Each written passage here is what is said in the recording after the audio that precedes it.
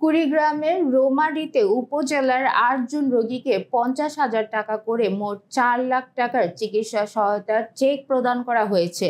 সমাজ কল্যাণ মন্ত্রণালয়ের অধীন সমাজ সেবা অধিদপ্তরের আয়োজনে চিকিৎসা সহায়তা হিসেবে এই চেক বিতরণ করা হয়। গতকাল বিকাল ৩টার দিকে রৌমারী উপজেলা পরিষদ সভাকক্ষ থেকে উপজেলা নির্বাহী অফিসার নাহিদ হাসান খানের সভাপতিত্বে এক আলোচনা সভায় রোগীদের মাঝে চেক হস্তান্তর করেন। প্রধান অতিথি হিসেবে উপস্থিত ছিলেন ২৮ কুড়িগ্রাম ৪ আসনের সংসদ সদস্য অ্যাডভোকেট বিপ্লব হাসান পলাশ। সমাজ সেবা অধিদপ্তরের পক্ষ থেকে cancer, kidney, liver cirrhosis, stroke করা, প্যারালাইজড, জন্মগত হৃদরোগ ও থ্যালাসেমিয়া আক্রান্ত রোগীদের প্রত্যেকে এককালীন আর্থিক অনুদান হিসেবে ৫০,০০০ টাকা করে দেওয়া হয়।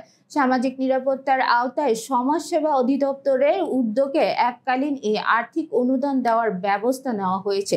চেক বিতরণ অনুষ্ঠান অতিথির বক্তব্যে অ্যাডভোকেট বিপ্লব হাসান পলাশ জানান, চলতি অর্থ বছরে দেশের সামাজিক নিরাপত্তা খাতের আওতায় আগের চেয়ে কিছুটা বাড়ানো হয়েছে।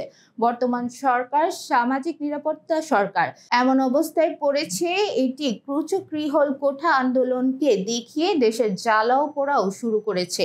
এতে দেশের হাজার হাজার কোটি টাকা ক্ষতি সাধিত হয়েছে। তবে আমরা আরো চেষ্টা করব আগামীতে আগের চেয়ে বাড়িয়ে দেওয়া যায় কিনা।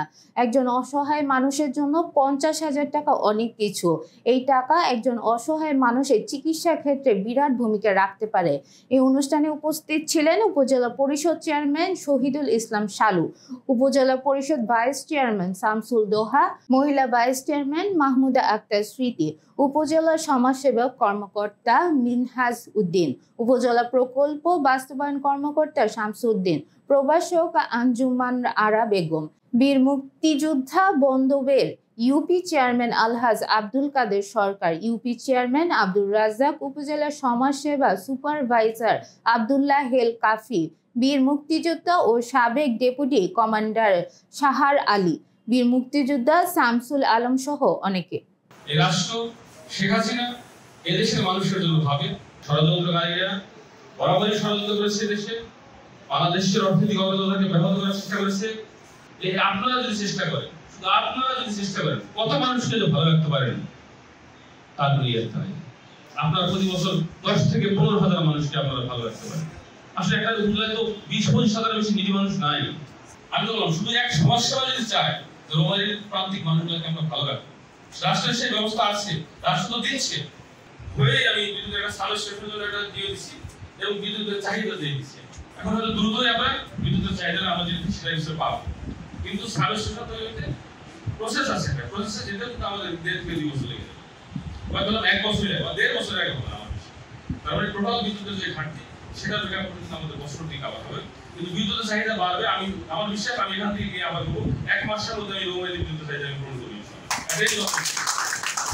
আর হলো আপনারা ইওল আছে, আমি আপনাদের কোনো বিদ্যুৎ সেক্টরটা আপনি স্পেশালি এই বিদ্যুৎ নিয়ে কিছু সংযুক্ত মানুষ আছে, তাদের সাথে আপনি নিয়ে ঘুরে ঘুরে কথা বলবেন, যাতে এখানে কোনো রৌমারীতে সারা দেশে কিন্তু দেখেন বিএনপি নামে মামলা হচ্ছে।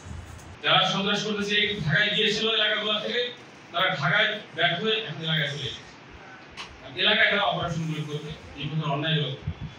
যেহেতু ঢাকায় ব্যর্থ হয়েছে, এগুলো ব্যর্থ হতে বেশি দিন লাগবে না।